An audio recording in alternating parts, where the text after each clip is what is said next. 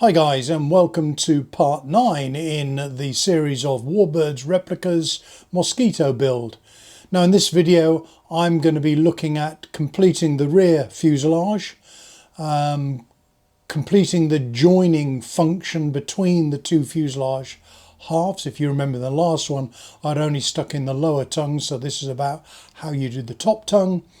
And also getting onto the front fuselage half and finishing off the various bits and pieces such as the sheeting and the top deck foam. So without further ado, let's jump onto the building board and have a look at the various bits and pieces. So in the last video I stuck this bit of additional foam support in on the deck, because the tongue is actually going to go in just about there, so I wanted some additional support. So before I stick it in, what I'm going to do first of all is just hold that in position like so, and just run a knife blade through, just to make it easier for that tongue to go in. So I can now take that off and do it like so. That will ensure that the tongue can go in there without too much effort. In fact, what I'll do is I'll just get the wing over and take the top tongue out. Here it is.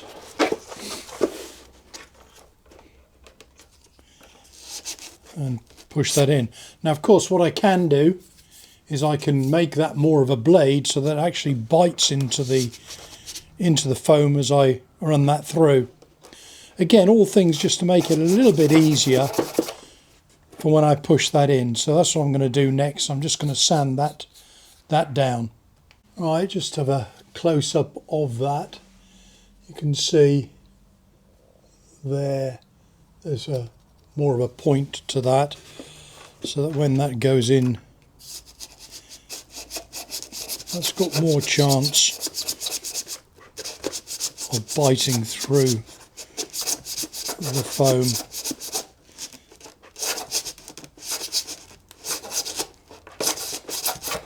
Like so, there we go. And I can just see it coming out just at the back there, so when I push that through, you can just see it here, just there at the back of the block, which is good. So I stand now a better chance of that being stuck in there. Now, funnily enough, having posted the last video showing the rear tongue being put in place, Richard commented on the fact that his prototype, due to the way that he flies it to test various things like stall, slow speed handling, inevitably and invariably the thing will pile into the ground. He's cartwheeled his a few times and actually broken apart the joint between the front and rear fuselage. Broken it apart because the tongues have broken, just like a wing bolt will break. And what he's found is that that is a safety feature. In fact, it stops the plane being damaged.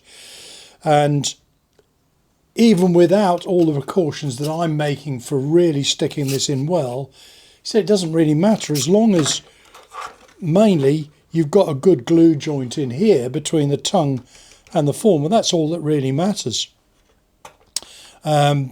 So he may redesign it so this becomes more of a replaceable feature in some way, shape or form. But anyway, I'm going to plod on with the way I'm going to do it. So the next thing for me to do is to stick the deck in place on the crutch. I'm going to use my clamps to clamp that up there, so there is a good join around there. and I'm going to use the tape to hold it in place as well. So I'm not going to do that on camera, I'll do that off camera and come back to you once that's all glued in place. And I'm ready for the pushing of this onto the fuselage so that I can glue the tongue in place. Right, so here we come to the moment of truth. So what I've done, I've put some tape across the slots so that any glue that comes out won't stick to the formers, it'll stick to the tape instead. Done the same with the fuselage front piece there as well. So the first thing is I'm going to try a dry run. So let's stick the tongue in place.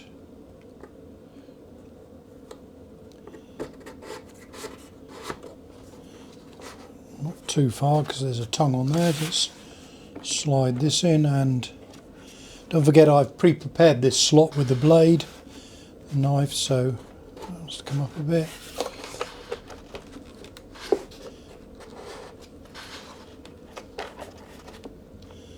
So that's absolutely fine like that. It's nice fit there. So what I'm going to do now is release the bottom tongue, and with that tongue where it should be, I'm going to put some glue onto the surfaces of that. I'll probably drip some glue into that slot as well, just to help things along. I'm going to help the glue down with a lolly stick just to make sure that glue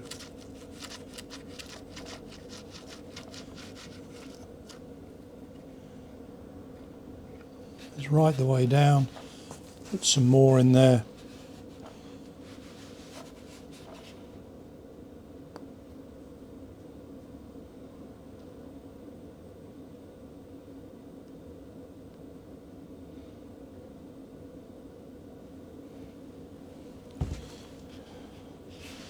Let that drain down a bit. Just doing. Would help if it was slightly warmer weather. That would run a lot easier. And again, just work that. Make sure I don't get any foam bits on the outside. I'm going to wipe away some of that excess of glue there. Don't want too much on the tape. Put some onto the tongue. Again, don't need a lot.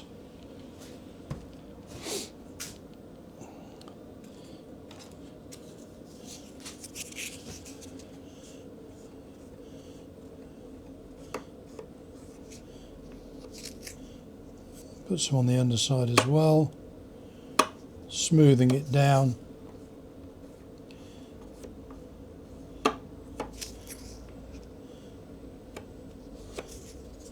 Get rid of the excess. Okay.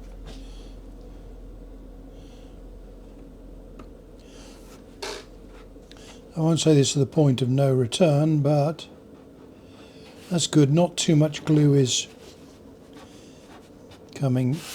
being pushed out, so I'll wiggle that tongue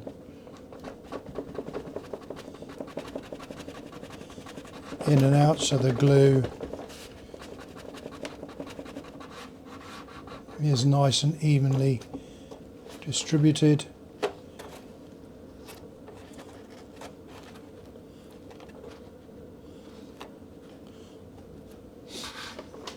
Okay, so I'm now going to get a clamp to clamp from the rear to the front to push those together as best I can.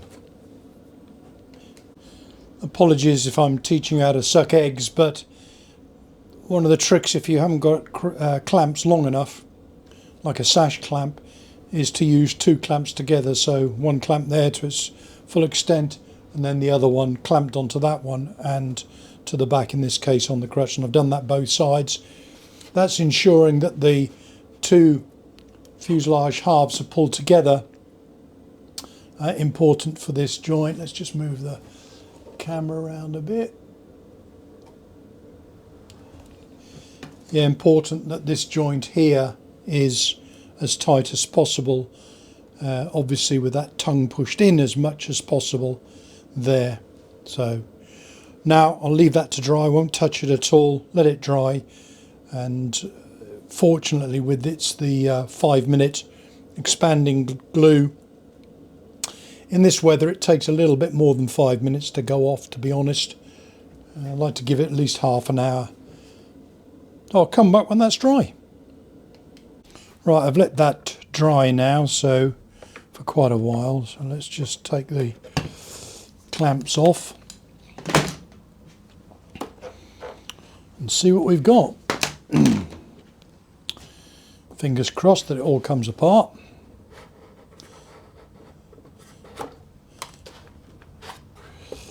I may have to run a thin blade down here because the tape will have stuck to itself and also stuck to the glue, and it would have stuck to the, there we go. Excellent. Pull that off. Yeah, there's a little bit of glue there.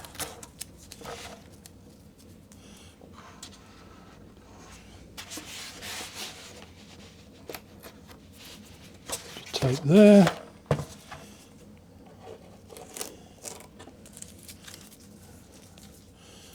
Get rid of that tape.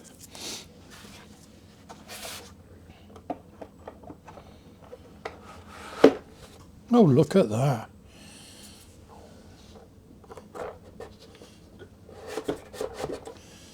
That goes through, and that's in there.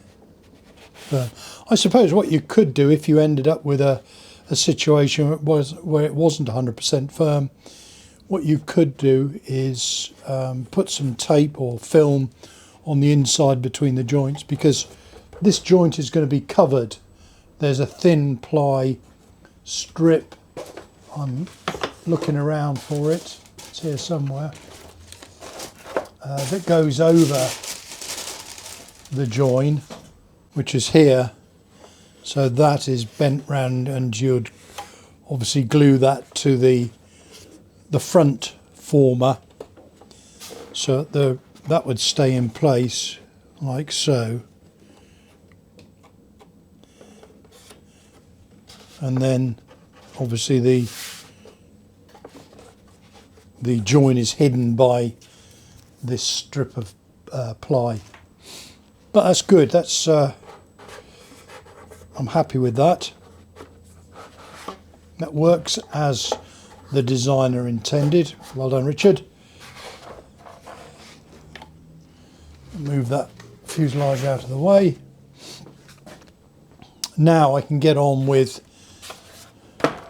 this bit here, which is, there are two elements to that. Obviously sticking the tail assembly in, but I also need to check to make sure the packing, or the balsa packing out that I've got to make because of the gaps. So if I just slide that in place, you'll see what I mean.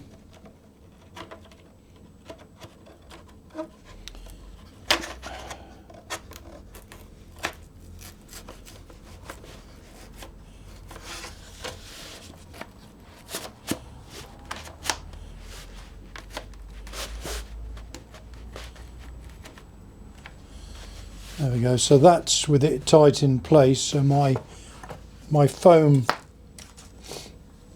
top deck nearly meets the plastic, but the underside as you can see there, there's quite a big gap between the two that I've got to infill. Various ways in which I can do that.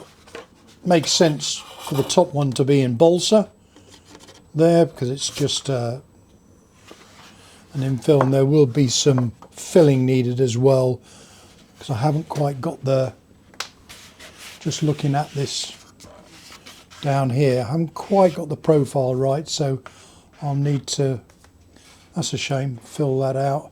Or what I could do is I could cut the plastic off there and push it down lower. You'll see what I mean when I put it like this.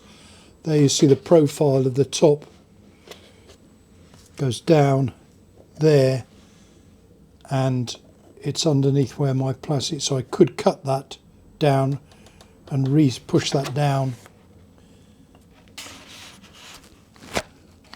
Although, to be fair, that does follow the nice profile of the plastic, so it's this that really should be a bit higher. What I'm looking at is a line, and all I'm doing now is I'm thinking out loud. So you can see there,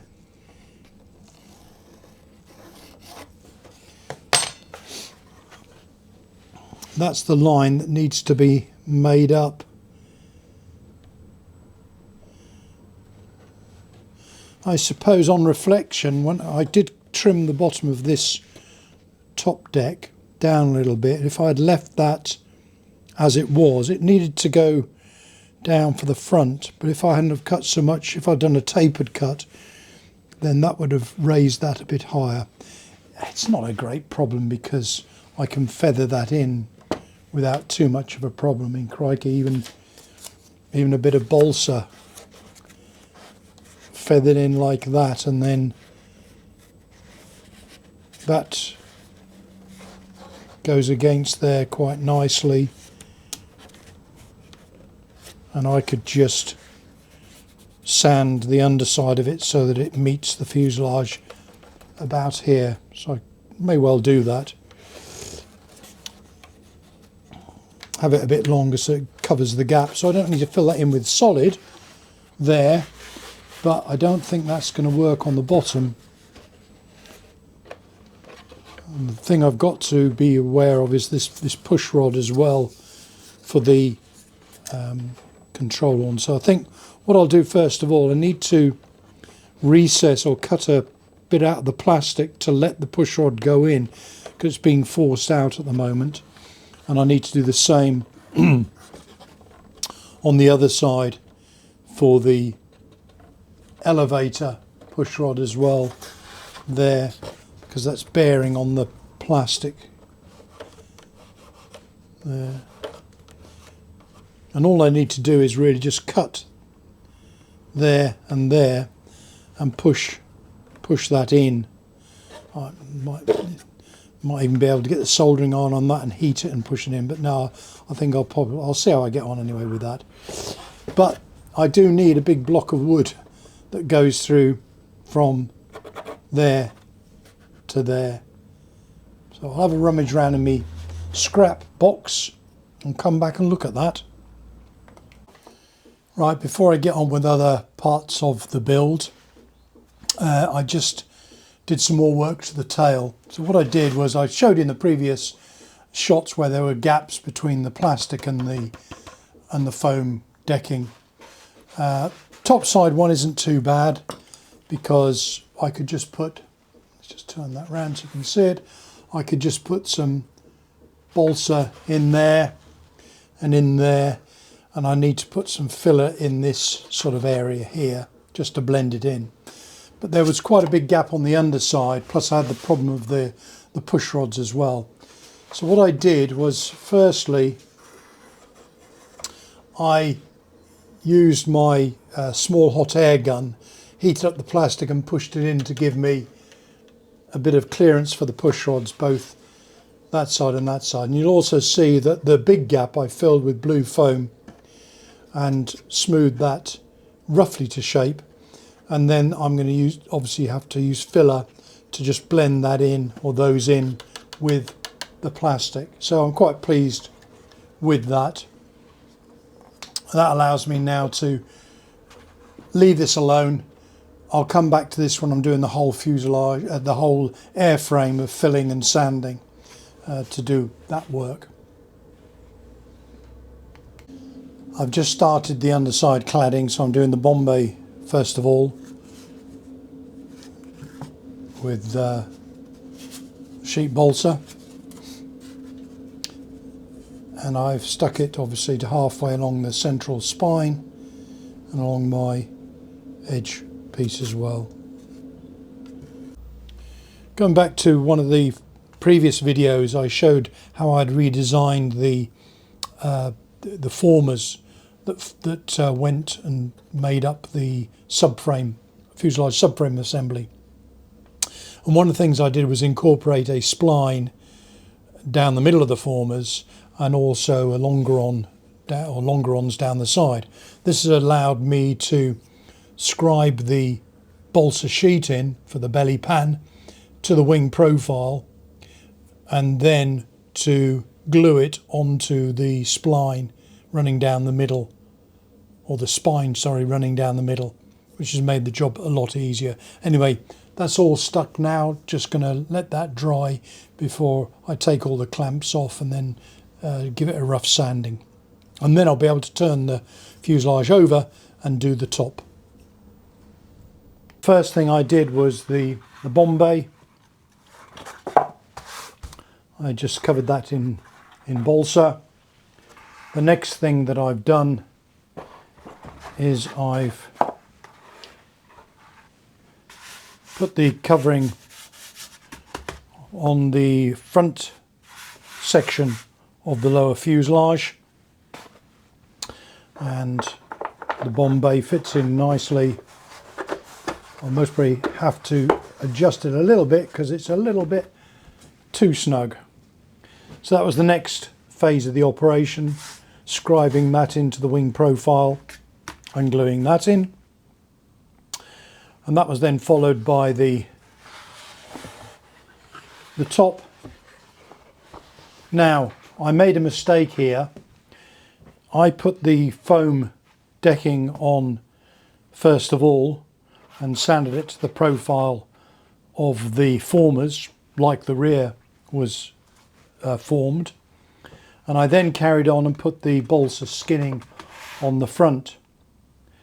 But the problem is that I aligned the foam decking to the former, which means that as that's aligned, the balsa skinning here would be on the top of this and be above this and won't form a perfect line. What I should have done was do the balsa skinning first of all, gluing it to the top of the former, then the foam decking I could have aligned then to the balsa.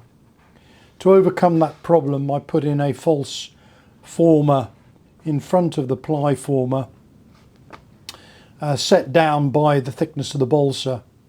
So now what I've got is the balsa and the rear foam decking more or less lining up, but obviously there's a bit of a gap in between where the former is, and I'll have to blend some filler in there. I'm not too concerned about that because at the end of the day the cockpit goes over that area and a lot of this is going to be cut out anyway, so it shouldn't be too much of an issue. But just something to bear in mind. My advice would be do that first, followed by that. Obviously when you're fitting this you need to make allowance for where the pin goes through, and also for the tongue box inside. When I put this on and glued it in place, I then followed it up by dribbling some expanding glue down the sides of the tongue box, making sure that I didn't get it inside the tongue box, and that just gives it a little bit extra strength in this area here and location for the tongue box. Whilst I put that on, and when I put that on and whilst that was drying, I then turned my attention to the actual nose piece, which is very simple. Well, very simple in the sense that you've got two pieces. You've got a former and you've got your clear plastic, which obviously will be painted with the exception of the bomb aimer's window there and a couple of windows either side. That was a devil of a job really to cut, because there are no guidelines on the clear moulding as to where you cut to. So it was a question of just gently cutting away, pushing it down. And what I found in the end was I had to sand this former down around the outside to enable it to fit inside the plastic moulding correctly, so that I didn't have the plastic moulding belling out where the press plate is for the extrusion. So anyway, I've done that. I stuck that with cyano, and now that fits in, or on, you should say, like that. It's a nice fit. Yes, I've got some final bit of filling to do here on the balsa where it's not a perfect round, but you know what, that's a good match. And that's held in with magnets onto the nose, but I'm pleased with that. And the very, very last thing on this area, before I cut this section out, I've got to mark it for where the cockpit goes. So I've cut the cockpit extrusion from sprue, and that's going to fit roughly like so. So what I will do next is I'll mark around the outside of that and then come up a bit and then cut the balsa through, and I'll probably line the inside of the balsa with some ply, thin ply.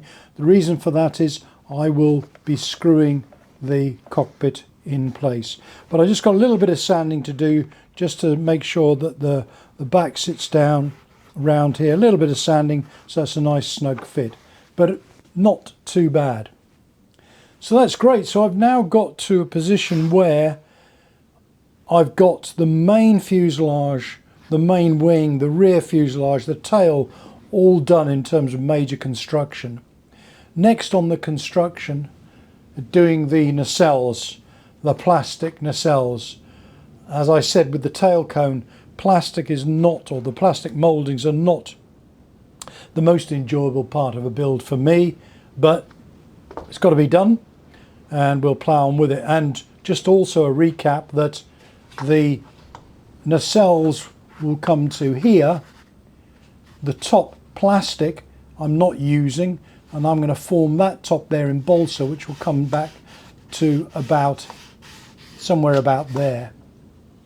And then obviously I've got to fit the tail pieces on, which are the nacelle cover pieces that sit on top of the wing. So that will be the next job that I'll be looking at doing, fitting out the nacelles, or not, sorry, fitting out the nacelles, fitting the outers to the nacelles so that I can then glue the final pieces into place, and then ultimately the wingtips. They'll be the very last thing that I put in place because they're quite vulnerable on this. They're quite thin, they're quite small, but so I don't want to be wielding this around with those in place. And I've also resisted the temptation of assembling it all and putting the tail on to see what it looks like. No, I'm not going to do that. I'm going to wait till I get the nacelles done before I do that, before I have a more or less a final dry assembly. One last thing to mention, there are the radiator covers going over here which come forward quite a way, and they will conceal the wiring. So I've got to do my permanent wiring through the leading edge into the fuselage there before I fit these. But these can't be fitted until the cowls are in place because I don't know exactly where they're going to go. So the procedure is, just as I said, let's get the nacelles done first of all. Then I can do the rear plate, then I can do the rad intakes and the cabling. So not much more work to do he says, tongue-in-cheek, the nacelles are going to take a bit of time, maybe a couple of days more work before I get to a stage where I can start thinking about the covering.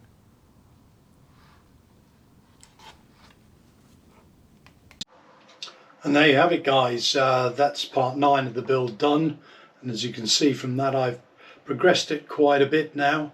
Just as I said in the video, maybe a couple more days on building out the nacelles and other bits and pieces before I can start looking at the covering. Anyway, I hope you enjoyed the video. If you did, and if you haven't subscribed, please do so. Put thumbs up down below, likes, put comments in, and I'll get back to you on those as and when. Had some useful comments so far on all the videos, which is great, so keep them coming in and I will respond them. Anyway guys, thanks for watching. See you in the next one in a few days' time. Cheers.